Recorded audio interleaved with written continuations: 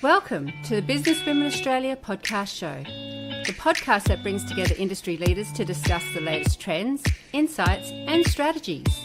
So sit back and relax, let's get inspired by the amazing women who are shaping the future of professional women in Australia. Don't forget to like and subscribe. Welcome to the Business Women Australia podcast show. I'm Lyn Hawkins. I'm the founding director of Business Women Australia, and I'm streaming live from the lands of the Noongar Nation on the west coast of Australia. And we're streaming live across LinkedIn and YouTube, and you can find this podcast for later catch-up on your favourite podcast channel, whether that's Spotify, iTunes, or on the Business Women Australia website. So I'm delighted to have back on the show a long-time friend and a woman who I admire deeply. We've journeyed together alongside each other over 3 decades, probably longer, might even be longer. In fact, it might be 4 decades or more. I'm not counting. I have a milestone. We both had milestone birthdays this year, and we're born in the year of the fire horse. So this is a big year for us both. And one thing that Maree Gooch is exceptional at is she provides value wherever she goes. She's a true connector. She's a generous, spirited, contagious energizer. She has enthusiasm for opportunities, and she sees ways forward where many others see obstacles. So today we're tapping into Maree's experience as we delve into this very important topic of governance, where it counts, and we're looking into board clarity and decision-making in family and regional businesses. Welcome back to the show, Maree. Hello. Thanks very much, Lyn, for the opportunity, and hello to everyone listening. Yeah, thanks for having us on. I know you're a really busy lady, so I'm so grateful to have you on the show. We often say that family and regional enterprises are the backbone of Australia's economy. They're also some of the more complex environments to govern as well, so very different than corporate models. And Maree, you've got more than 35 years of experience across the family business landscape. You've had experience in rural and regional Australia enterprises. You've got deep enterprise expertise, and you've got deep boardroom experience. And you're here as a director of value creators, and you're also the chair of Crisp Wireless board. But what we're really interested in is hearing about your board career today. But you're a graduate and a fellow of the Australian Institute of Company Directors and a fellow of the Australian Institute of Management. You hold an executive MBA from the University of Western Australia, a diploma of WHS, a diploma of positive psychology and wellbeing, and certificate for in training and assessment. I think last time I spoke to you, you were also starting something else. What was that? It's actually a Master of Business Law, and it's bringing together all of the stuff that I do anyway, and I thought it would be interesting, and so far so good. Amazing. You're incredible. You're really walking the talk around what it means to be a lifelong learner. So tell us about your board career to date. Thank you. I started getting on committee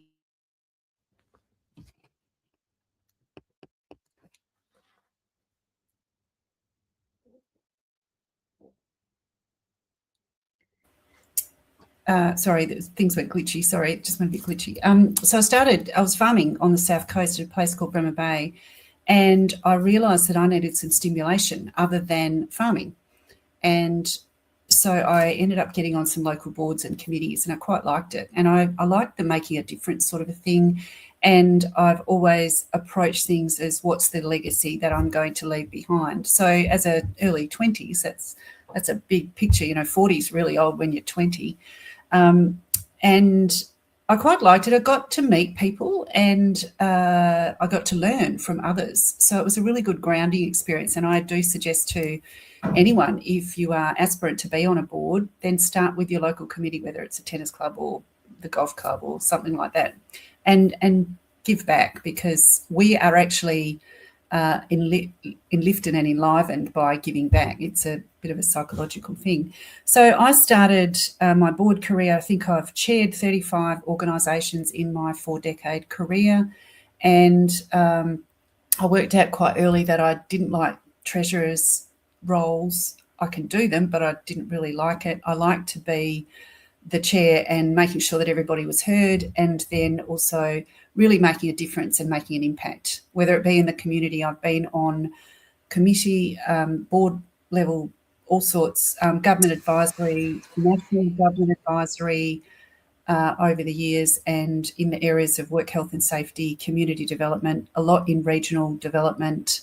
That really does get me excited, because I think the people in the regions should have the same opportunities as those in metro area. And even some of the things that I've done in my career have been a legacy to that as well.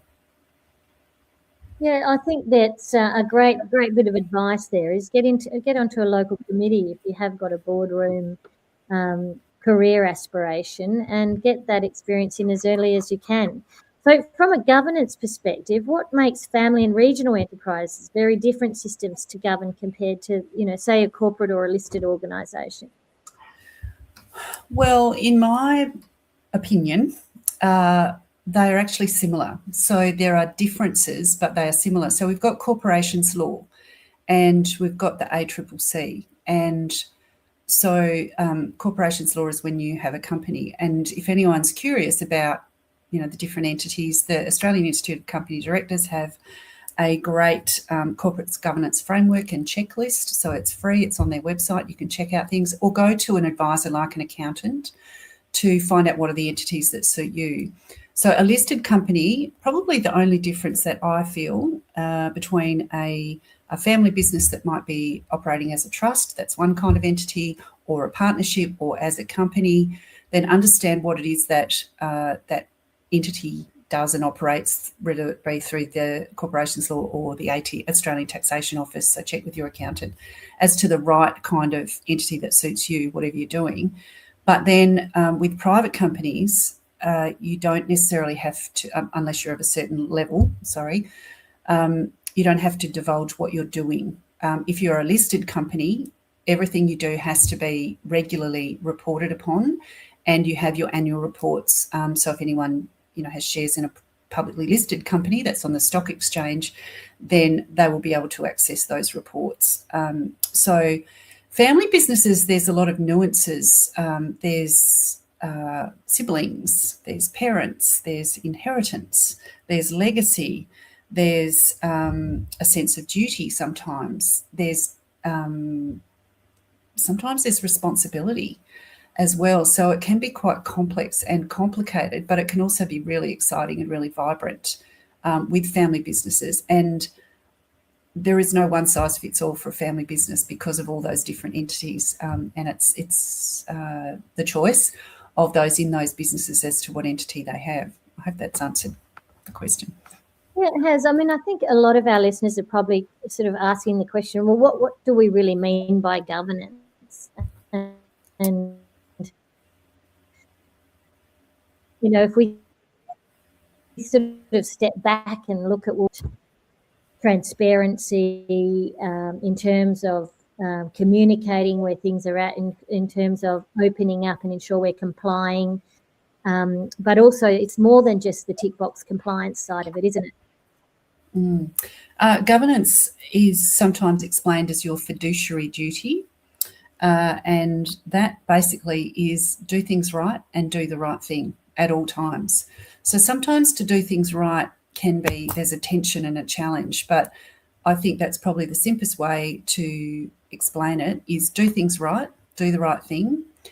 When you've got governance, so say you've got a constitution for an organisation, and even companies have their own constitution. You might have a shareholders arrangement. It's a really good idea to have a shareholders arrangement, everyone, and start at the beginning, not halfway down the track when you're halfway into the business. But understand what the rules of the game are, because when things get wobbly, and they do, whether it's financially or there's geopolitical things going on, when things get wobbly, the governance gives you the guardrails to come back to, and it's a really good check and a balance, and building that into your regular checking in at your board meetings or committee meetings.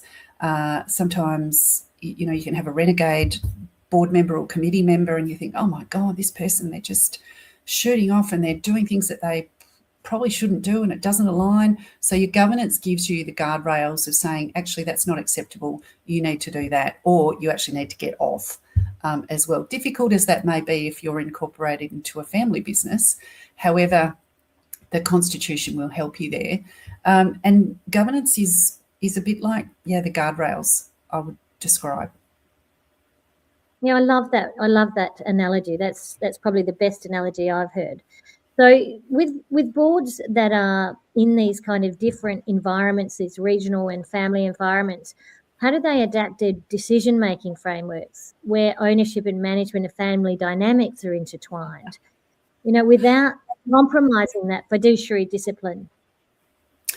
I'm very fortunate to work with Family Business Association, who are across Australia and New Zealand, and fortunate regularly to connect with family businesses.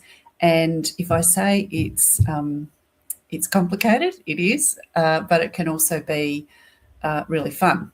I think there is a sense of responsibility that family members feel to their team. They do have skin in the game, and it is personal, because when the cash flow is not there, and cash, you can go pear-shaped in a business really quickly if you haven't got cash flow for 3 or 6 months. So if the cash flow is not there, then that has that flow-on effect to everybody working in the business. There's often, in a family business, there might be siblings, and there's tension because, I'm one of 4, and each of us has a very different recollection of a particular situation as we're growing up. That's just, our own personal cognitive bias. There's sometimes tensions between generations. And I'm a Gen X, and I remember reading something. I was at uni, and by the way, everyone, I went to uni at 42 after I dropped out a couple of times, so it's never too late. And I was reading this book about the intergenerational tension, and it was the baby boomers, who were before Gen X, who were just absolutely spraying it to the Gen X of, they don't understand, they just want everything now, and it's all the things that some of us might be saying about another generation, 2 or 3 generations down the track. So I just thought that was really funny. So there's that tension there, and then there's the legacy or the inheritance. So where does it go? What does it do? Is it golden handcuffs where you are organising for the business to go to the next generation, or a golden noose around your neck when maybe that generation doesn't want it? So it's really important to talk about future planning. Some people call it succession, but I do think it's really important to start talking about future planning early, really early. We've heard some terrible horror stories, and I have been involved in some of them, tragically, for clients where succession has gone very, very wrong, and it causes conflict, it causes families to fall apart. So the communication is a really important thing in all of it, and we all communicate differently as well. Yeah, I think that is something that you just see unravel even in your own family environments. You throw a business into that, and it must make it even more complicated and challenging. And so, you talk about the guardrails of governance and fiduciary duty and obligations, and the importance of communications inside family business systems and regional businesses. Often these businesses are founded through sort of creative entrepreneurship and hard work and seeing opportunities and adapting to change. How do we keep our business sort of operating effectively and with the right governance in place, but still having a sense of independent thinking within that? So, that the directors and the boards can continue to adapt, but actually still keep staying within those guardrails that they need to stay in. It can actually be very challenging, and I've had several occasions in my career where I have had to challenge other people on the board, and some of it I was quite young and I was flying by the seat of my pants, but I was going with my gut, so our intuition, our spidey sense. I do think that ideally, and it's difficult if you're in a volunteer situation and not on a skills-based board where you've been requested or selected to go onto it. Ideally, if you can be collaborative, some say collegiate, but I would be careful about that. I say collaborative because you actually want the best for the outcome of the organisation that you're working with. So, but you need to be able to challenge and to have a culture in the organisation where you listen, but you are prepared to challenge, not to be a pain in the neck, but be prepared to challenge because just stress testing, I suppose. And I think if you can build into your meetings and your maybe strategic planning sessions that you do as well, where you allow time and space for that, because it's actually quite healthy. I'm a great believer in robust conversations and providing that space. However, and in my experience as chair, I also have a responsibility to challenge if something's not quite right, or if it's really not right. I absolutely have a responsibility. And go back to those guardrails again, but if I'm feeling that, okay, someone's proposed something and there is no background towards it or behind it, and there's no, like a mini business case sort of thing, there's no numbers, and numbers don't have to be War and Peace and 16 pages of spreadsheets, but even a starting point, and this is what we propose, what might work, what might, scenario A, scenario B, scenario C, and then there can be discussion about it.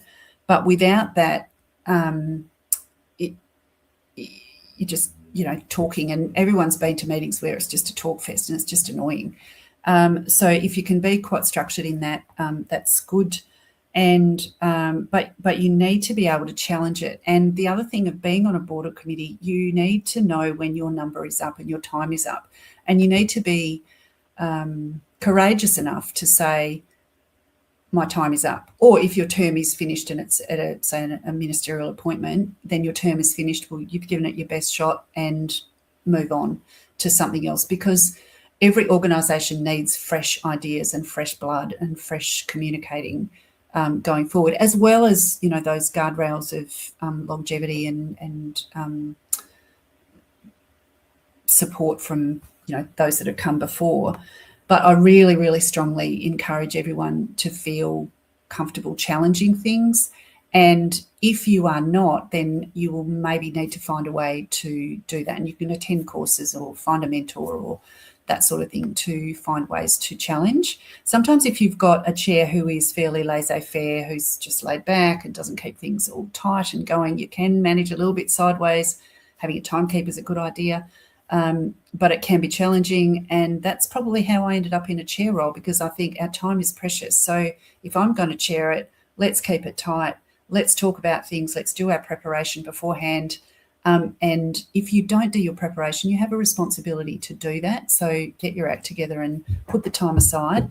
And if you're not going to do that, don't go on one. Yeah, I mean, it's very good advice, because you do find, quite a few board members will just rock up on the day. They're not prepared. They haven't read any of the papers. They haven't contributed in the, the huddles or the whatever it might be that happens around those board meetings. And then, you got to question, they're taking up a seat on the table and they're taking up airwave. So when we look at,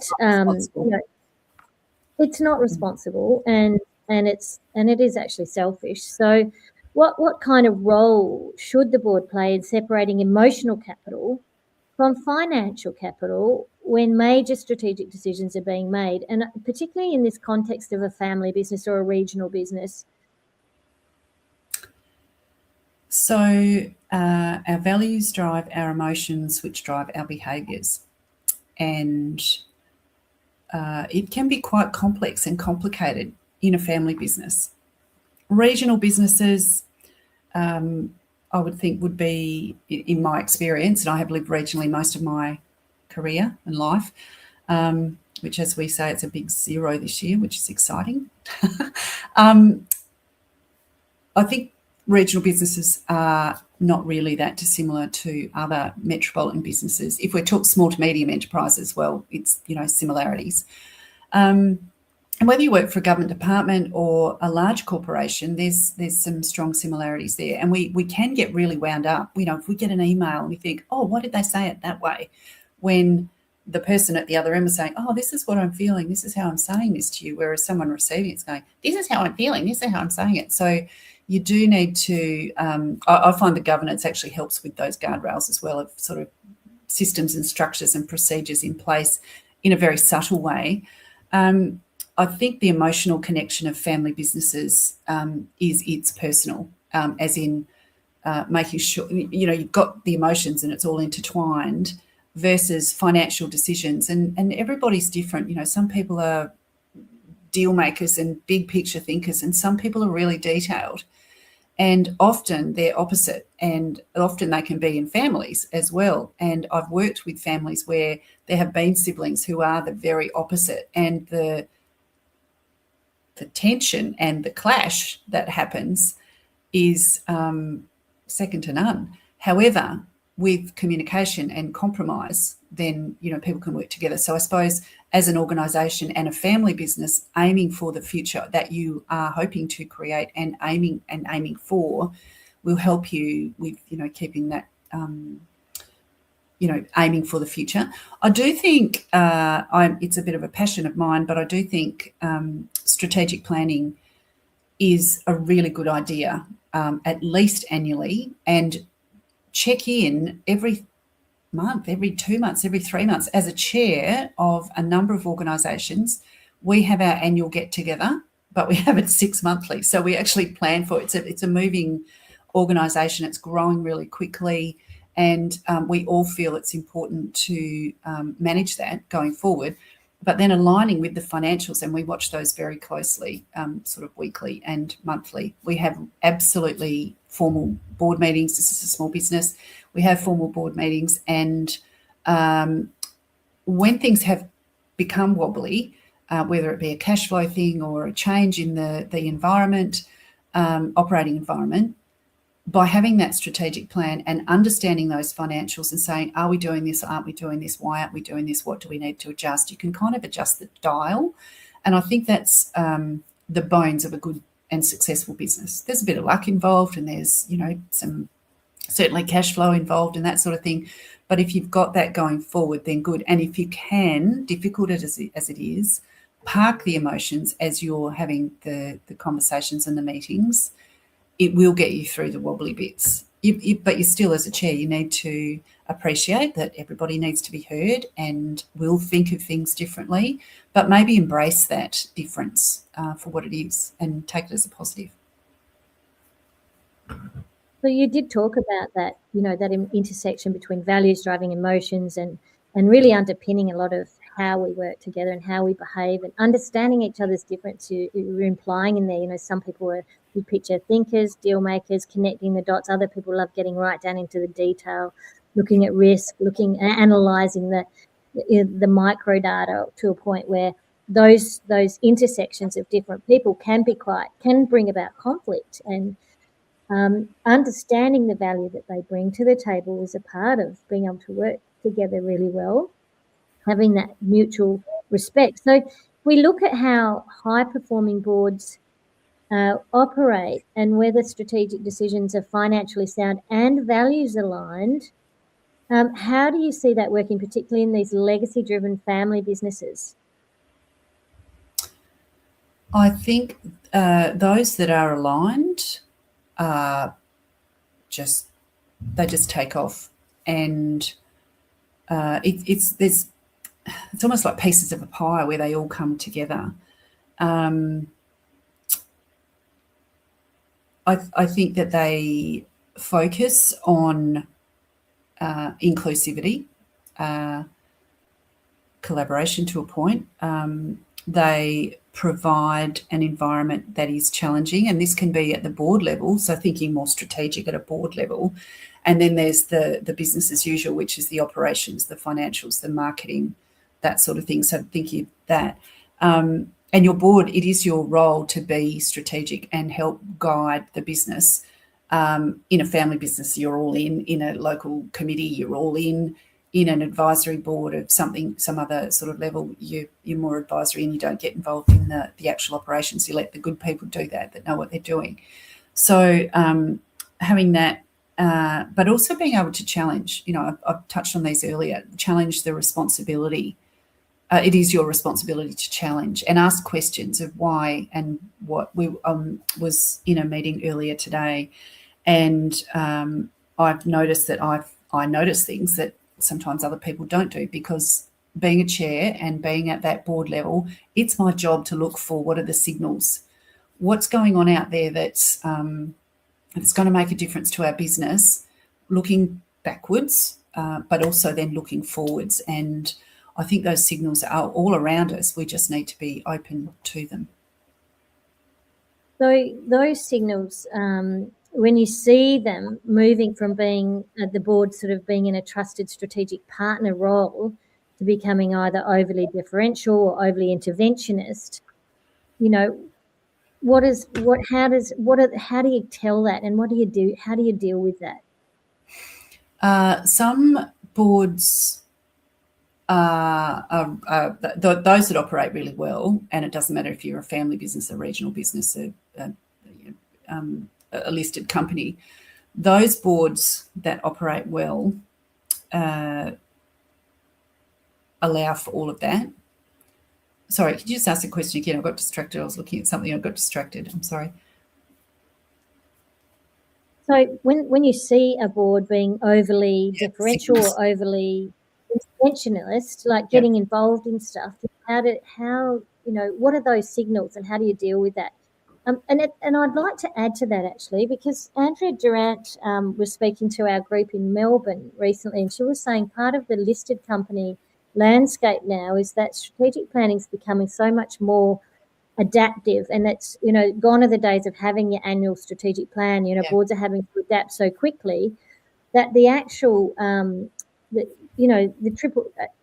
ACCC and the compliance bodies are encouraging boards to actually get more involved in understanding the operations, going out and visiting the places, the warehouses, the manufacturing environments, the agricultural spaces where the work is being done, and getting a feel for what the customers are asking for, how the staff are, rather than being separated. I mean, once upon a time, it was all about the board being separate and focused on strategy, but there seems to be this movement and expectations that the boards need to be a little bit closer to the coalface almost.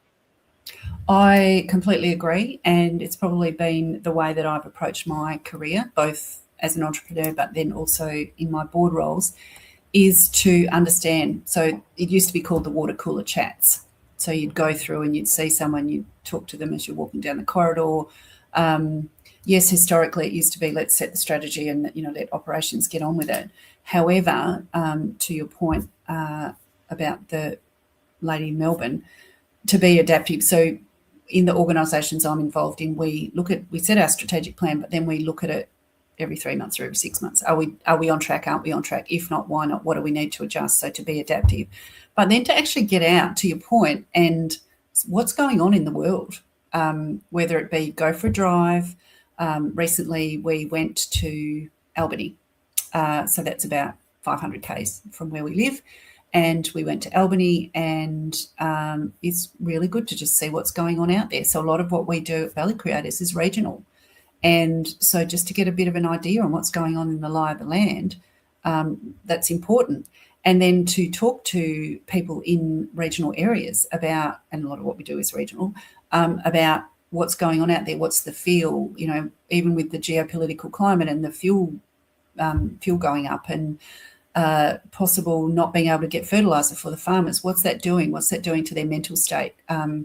What's that doing to the bankers and the farm consultants and the farm suppliers? What's it doing? Because they should all be looking at their own businesses as well as, say, the farmers who are going, holy heck, I haven't got enough fuel to get through my seeding program. This is broadacre farmers. And I have ordered the fertiliser, but it's now not coming due to force majeure and, all that sort of thing. So being adaptive is absolutely critical, because the world that we're living in economically is is changing, and sometimes daily and weekly. So I think those successful organisations that are aware of the signals is really important. And also to be aware, so I'm going to pop in one of my favourite books or things to talk about is the sigmoid curve. So it's about managing change. It talks about the bell curve and of businesses, and then how do you get to reinvention, and there are signals along the way. How do we work through the churn and the messiness of as we are reinventing our business and our business model, our organisation, and then how we're going to reinvent ourselves to keep going to the next sort of level or chapter or whatever that is. And that can be bringing in a team. It can be adjusting our strategic plan and watching our financials really carefully. Our guardrails and our governance is really important and critical at that time.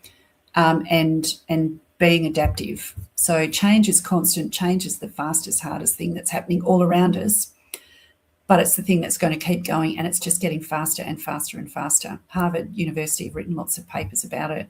I love, I love Leading Change, book by John P. Cotter, The Steps of Change, and if you follow them, you'll get there. But if you miss one out, it'll fizzle.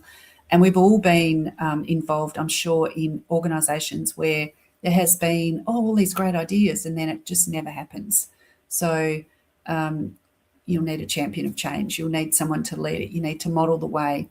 You need to celebrate as well. One thing we don't do enough in Australia, I don't think, is celebrate.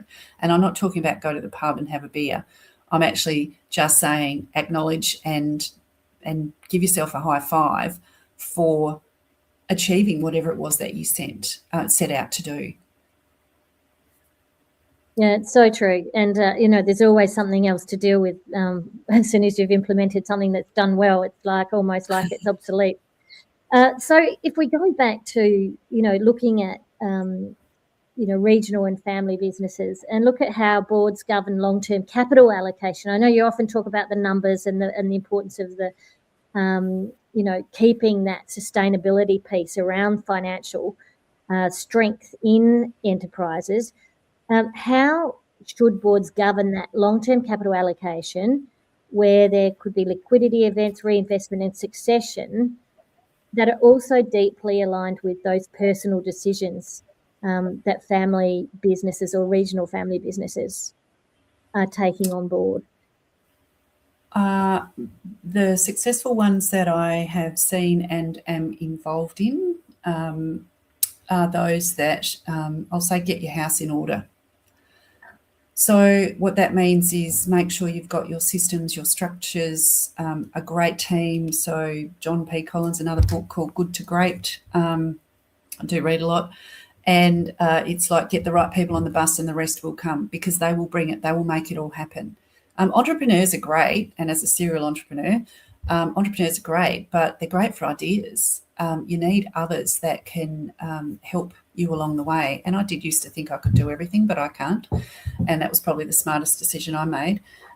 Knowing what to look for. So if you, and coming back to the financials, if you don't know about financial statements, find a way to learn. It is absolutely critical. If you don't know about governance, find a way to learn. There are many people who are part of Business Women Australia. Family Business Association runs a course. AICD runs a course. Valley Creators runs a half-day governance and finance course. Understand enough to ask the questions that need to be asked. And if you don't know what you don't know and it's holding you back, go and do some education. Could be a TAFE course, could be a short course, could be an online course. But get yourself to a point where you are comfortable, not always confident, but comfortable to ask the questions that need to be asked. And whether that be, yes, about governance or finance. Because when we understand them, and something that I never thought I would be excited by numbers, as in financial statements, ever. But the financial statements will tell a story. And that's why I'm sure why accountants get so excited. And I'm not one, by the way. But if you look at the story of the financial statements and you line up, say you're a business, and if after this, it might be something that you do. Go back to your financial statements, look at your profit and loss statement, look at your balance sheet, line them up. on the table 5 years in a row and look at the differences in your business. Hopefully it's growing. If it's not, there might, they're the signals of going, oh, okay, we need to change something, going back to the strategy. So there's no do this, do this, do this, do this. It's all intertwined and wrapped up. There's tentacles in all of it. But being very careful about your financials and managing those is absolutely critical. And it doesn't matter if you're on an advisory board or a government appointed board or a local committee or a family business. I think too, a lot of the regional businesses obviously are in agribusiness space, and they're really susceptible to a lot of the climate change and a lot of the the natural wonders of the world that are out of their control. So those capital allocations really need to have some reserves in there to buffer through those really tricky and hard times. And is there a rule of thumb that putting aside money for the not so rainy day that's going to affect business in the regions? Well, it does depend on the business. Some who are in agriculture are fortunate to be able to access farm management deposits, so they can park money from one year to the next and bring it in. That's a tax management plan. I really do think having a capital improvement plan, whether it be for infrastructure or vehicles or that sort of thing, is a really good idea. I think having a colour-coded leave calendar for your team, so that at the start of the year you set who's going where and when. I do think having succession and future planning discussions early before they're uncomfortable is a really good idea. Speak to your advisors, whether they be your legal advisors or your tax advisors, because it can be really critical to plan for paying tax or not paying tax. If you are an entrepreneur and you're doing something and you want to claim the research and development tax incentive, it's where cash comes back into your bank account, by the way. That's a really cool thing from the ATO. But it's quite complicated and complex. But planning for that over a period of time as the business grows is really important. So I've been very fortunate to have done lots of different things in my career and worked with a number of large organisations. We have worked with two of the big four in the last 12 months, and some of that has been about tax planning and some of that has been about evaluation of a company.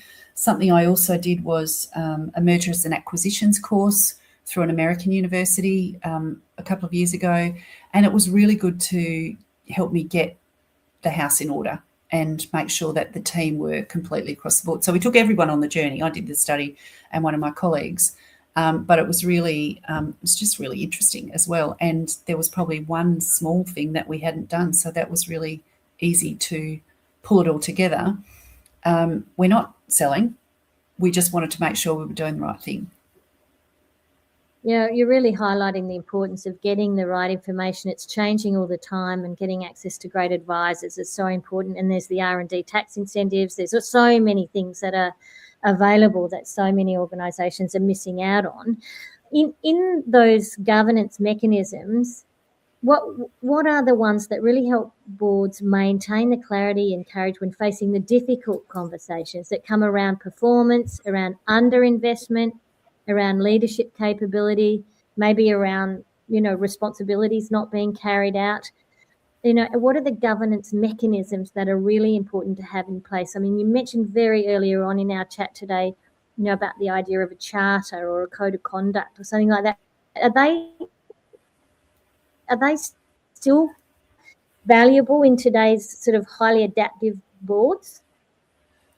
I think so, in a few words. If you have structured meetings, I am fortunate to use, and these were introduced to me, by the way, I didn't do the homework, to use two online board pack style platforms. And they're same but different. But as chair, I can actually go in and after the minutes are taken, adjust them if they need to before they are put out to everybody. And by the way, the chair has to sign off, literally, if you're involved in a company and a committee, like a not-for-profit, the chair actually does have to sign off. So while you're going into these roles, if you are being a chair, you need to realise that you've got responsibilities there, and they are a legal document. Your financial statements, certainly the ones that are submitted to the ATO, are legal documents. So you do need to be aware of that. So that's why it's really important to get it right. I think, financial, to have a training budget and a training plan for the organisation, but also for the board, whether someone wants to go and attend a governance course or workshop. Constitutions are common. There are trust deeds and in trusts, and there's lots of different kinds of trusts. So get your advice there. And then there's like a company constitution. So if you start a company, you will have a constitution. If you're working on a not-for-profit, certainly in Western Australia, and I'm pretty sure it's across Australia, you will have a constitution as well. And there are model rules, and you can adapt them and adjust them, and you have to get checks and balances done there. And there's approval processes. I do think a code of conduct is a really good idea, because on occasion, some people, whether they mean it or not, may not be behaving as well as they should be. And everybody's got different values. Everybody's got different backgrounds. And I say the term cognitive bias. So we wear it like a second skin, a bit like one of those camel backpack, water backpack things. It's our gender, it's our education, it's our upbringing, it's all the things that make us. So we have a very different view of the world than, say, somebody else on that board or committee. And shareholder agreements are a really good idea. They're not absolutely written in concrete, but it's much better to have one. And if you're talking about a family business, then you can have a family charter as well. And there are consultants out there to help with it. And there may be Business Women Australia consultants who can help there as well. Certainly some of the legal team. Absolutely. And it sort of just makes it very clear that all these elements of potential conflict and ways of working need to be formalised, so that everyone, as you say, has almost like the rules of how we work. And as they get pressure tested, we can change them. We can validate them, or we can adjust them according to the unique environment of our board, of our family, of our business. In environments where directors are often chosen for trust and proximity rather than skill diversity, or historically it was, we need a lawyer on the board, we need an accountant on the board. Often the strategic marketers and the HR people didn't get a position on the board, and they're often women predominantly in those roles. So, historically we found that women weren't getting into these board roles. How can boards consciously strengthen that strategic capability and the diversity in the boards without destabilising the way the board operates? Because sometimes like-minded people on the board can feel that they're moving very smoothly together. Often like attracts like, and you can, if we all sit back and look at our peers and some of the boards that we're on, say the local committees, whether it's the tennis club, the footy club, the netball club, the chess club, and you will see potentially that there are a lot of similarities in the people on the board, because it's a tap on the shoulder. And even today, while there is a lot of rhetoric and talk about skills-based boards, which is absolutely the best way to do it, sometimes people don't know who to ask, or there's not a skills, set that they can tap on the shoulder. So they're omitted, or no disrespect to any of the professions that I may mention in a moment, there's a bunch of lawyers. So they all think, big generalisation, they might think similarly. Accountants, they often will operate in a particular way. We have strategic accountants and we need them. So that's where the mix is really good. It is noted globally that by having diversity in your board, whether it be women or men or sexual preferences or whatever, diverse and cultural background, diversity brings a richness.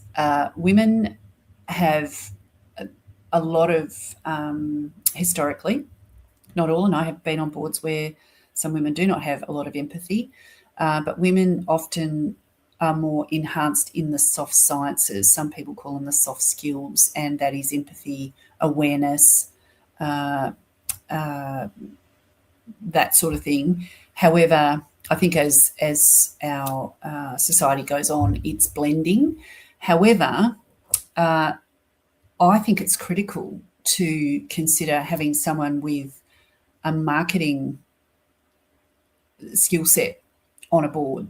And I'm starting to see it more and more, and certainly with not-for-profits where the committee and the board will sort of say, okay, we've got an accountant doing the treasurer's job. Well done, accountants. We've got someone with a legal background. That's good. We need that. You can co-opt these in as well, by the way, everyone. You don't need to have, a one of those or one of those or one of those or one of those. I would be what is probably called a generalist. So I could be a forensic accountant, but I choose not to. Yes, I'm fascinated by the law, so that's why I'm doing the extra study, but I don't want to be a lawyer. I like doing what I do, and that's being strategic and building organisations. I dabble a bit in marketing. I dabble a bit here, dabble a bit there, but I'm a generalist. So, for me in the future is what am I doing? And that's actually part of the reason for the law, was to validate what I'm doing all the time anyway, but it's with that piece of paper. I'm not a great fan of quotas either. I think it needs to be the right person for the job. However, what I think we need to do more of in Australia, and it is happening from the AICD level down, is that we open up our minds to not just going into that pool or that pool or that pool. It's actually putting it out widely. The other thing that I am seeing, and I'm absolutely thrilled, is that more women are putting their hand up to go on a board. So, if at first you don't succeed, try again, find a mentor, get some help, get educated, know what questions to ask in those interviews. I have been unsuccessful in applying for, one was a government advisory role, a ministerial appointment in Canberra, and I was unsuccessful, and I was a bit sad about that. And then I got a phone call from the department, and they said, the minister's actually looked at your CV. Would you be interested in going on this board? And I said, absolutely. It was a very, very interesting few years that I was on that board. So if at first you don't succeed, have another go. So I hope that's answered that one. And I think doing the AICD course is a given, right? I think I can remember I reconnected you at an AICD event. And would you say that having that qualification is a great thing to have? Does it hold its weight still? It does. So the AICD course is an investment in yourself and your future. It is a filter. So if you've done it, I did mine in 2004, so I'm sort of ready for what's the next one, Mastering the Boardroom. I think it's a good filter. I think that it gives guardrails. If anyone's going to do it, make sure you do your reading, because there is some preparation. It used to be a diploma of governance. I don't think it is now, but it is highly regarded. Other organisations do run governance courses, so use your own filtering and do your own due diligence on the one that is right for you.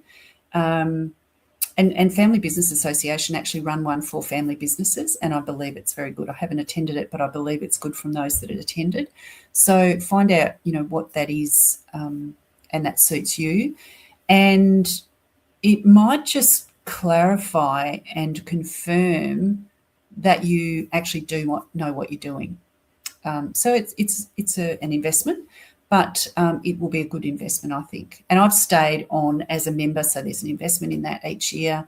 What that does is give me access to a whole bunch of training and development that I would not access normally. And it also brings me into a peer network as well. So I've been a fellow for, 22 years. And it's brought me together with a network of others that are same but different. Yeah, no, that's really well said. Look, we're coming to the end of the show, and there's so many more questions that I wanted to cover off with you, but I think just I'd love to hear what kind of strategic dilemma most energises you as a director. Sorry, can you say that again? It went a bit glitchy. What floats my boat? What strategic Yeah, what floats your boat as a director?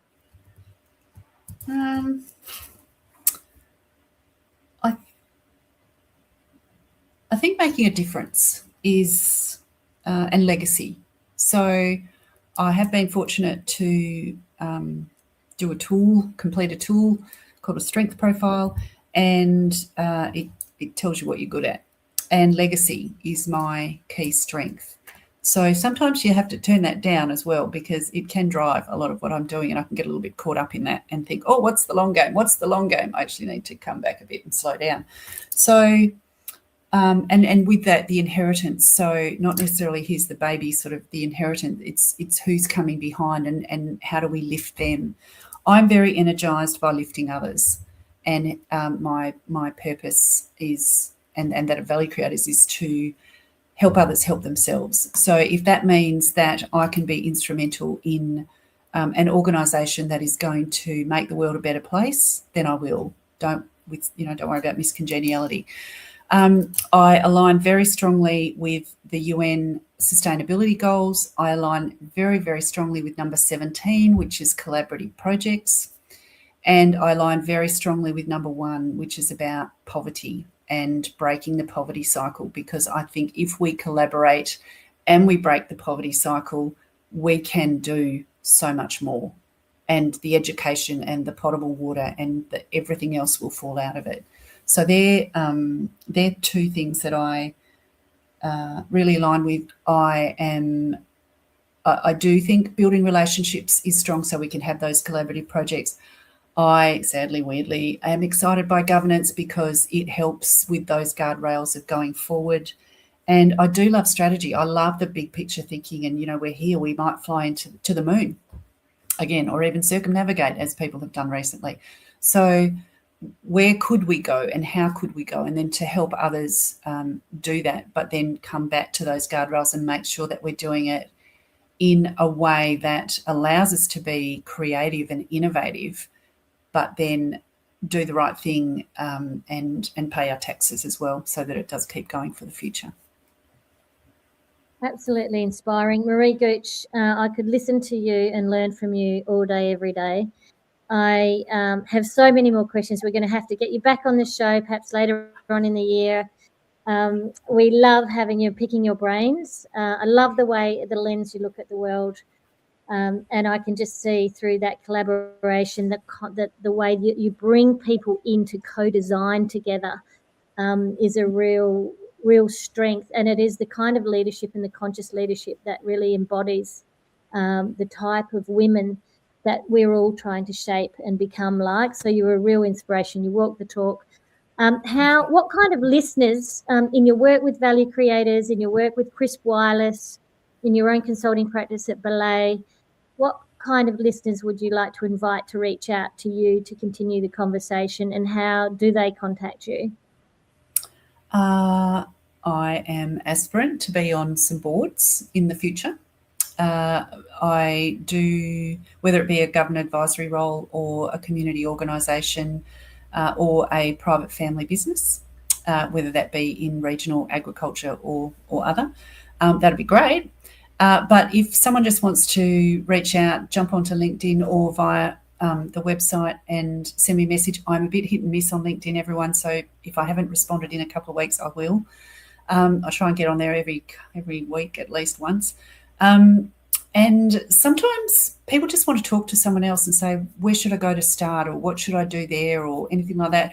I do a lot of driving. So I live a couple of hours from Perth, and I do a lot of driving. And if you're in the eastern states, I can call you and it'll be 7 o'clock my time and 9 o'clock yours, win-win, and it fills the time for me. So I do, if you don't mind, talking to me while I'm driving, all hands-free and legal, of course. Or I might be able to just put you in touch with someone else. But I do think, and I'm not being paid for this, but I do think that the Business Women Australia collective is a very unique and vibrant organisation and, dare I say, library of so many incredible minds. And it's been my privilege to watch and see Business Women Australia grow and develop over many years. And high five, Lyn, well done to you and your team and your board now the difference of that collaboration and the governance as well, and the bright minds is really wonderful to see. So I think if we had a moment out of all of this is to go back to the BWA website and just see who's out there and attend events. I am a bit hit and miss in those as well because just working regionally. But every time I go to an event, I meet somebody, and it's really fun. It sure is, and we love it when you can connect into our community. You give us so much back. Even that question I was asking more from the point of view of what can we do and who is going to be the right connection for you, and flipped it around. You're giving and generously offering your advice and mentorship to others, which is just so Maree Gooch. So there you go. If you have a government advisory board, if you have a community board, a not-for-profit, or even a publicly listed company board that's looking for an incredible board member, Maree Gooch has said that she might have some time available. God knows where she's going to fit that in, but start the conversation now if you want to nab her, because I know that some people will be just jumping straight on after this call to have those conversations. Maree Gooch, thank you for being on the show. Thank you, Lyn, and have a wonderful day to all the listeners. Absolutely. And thank you to our listeners. If you've been thinking this is your year to get more involved with Business Women Australia, if you want to become a part of our community of leading women across industries, sectors and professions, we'd love to have you. At Business Women Australia, we're bringing together women who are not only building successful businesses and careers, but they're also thinking consciously about how they lead, how they contribute, and how they shape what comes next, not only for themselves, their organisations, but also their communities that they're a part of. So if this resonates with you, I would invite you to step a little closer. And if you'd like to join us for any of our upcoming conversations, connect into one of our leadership experiences, or simply begin by exploring what we're doing and seeing what aligns with you, everything is on our website, our calendar of events. You don't have to be a member. You can dip your toe in the water and come along to some things and try us out. I say, why are you waiting? Come on. We'd love to have you and to welcome you into our community. It's national. We're active in every capital city. So if this sounds like you, come and play with us. And thanks for listening, and we'll see you in. You have been listening to the Business Women Australia podcast show. We hope you've enjoyed today's episode and gained some valuable insights to empower you on your journey. Don't forget to comment, like and subscribe to stay updated in our latest episodes. And if you're not already a member of Business Women Australia, what are you waiting for? Head to our website today and join so that you can connect with a thriving community of inspiring women across Australia. Thank you for tuning in, and we'll catch you in the next episode.